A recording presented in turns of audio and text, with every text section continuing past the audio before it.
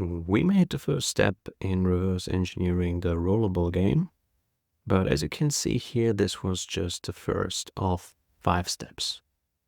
So far, we only manipulated stuff in the scene, but we didn't write any code yet. Good for us that the next thing on our menu is player movement, because that surely sounds like it will need some code. And just for those of you who are afraid that this will be a bit boring and slow, I will from now on speed up the parts which we have already covered and slow down again only in sections which cover new stuff. One thing we have already seen is that we want to create a task branch whenever we start a new unit of work. So without further ado, let's first jump into plastic and create a new task branch, which we will obviously call player movement.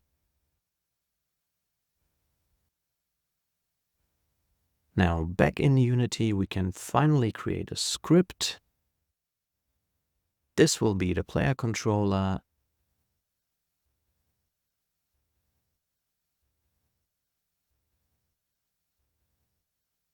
And this is what we want it to do. It is the simplest version of a player controller that you could imagine. We just grab the rigid body of the player, then we collect the vertical and horizontal input, make a vector from it, and apply it to the rigid body. Back in Unity, we set the speed and briefly test the movement.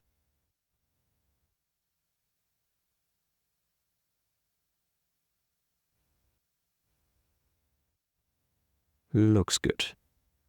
Which means that we can check in the changes.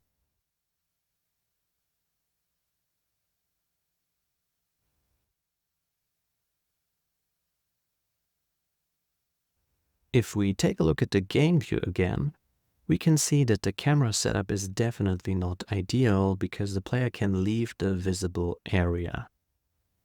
We want the camera to just follow the player, so you could argue that this is also a part of the current task. For that, we add another script, the camera controller.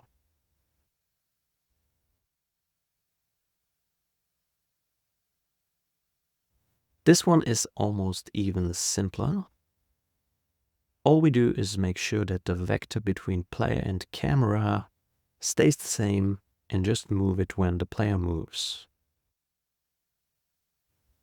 Let's also quickly test this one.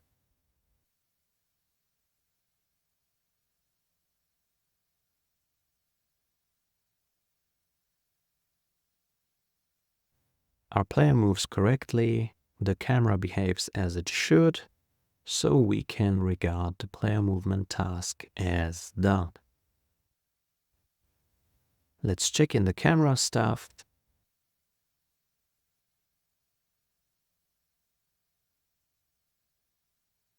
Great. But wait. When I save the scene, I get an additional change in the pending changes. This is a pretty typical, let's call it, mistake. I forgot to save the scene, which has the changes I actually wanted to be in the previous change set. It's not really a mistake though, because obviously I can just check it in now and everything is okay. The only downside is that I get an additional change set and the two change sets actually logically belong together. If you are an experienced Git user, you might know the concept of amending a commit.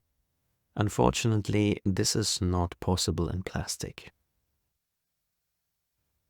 Finally, let's quickly check our work in the Plastic client. We have 3 change sets, just as we expected.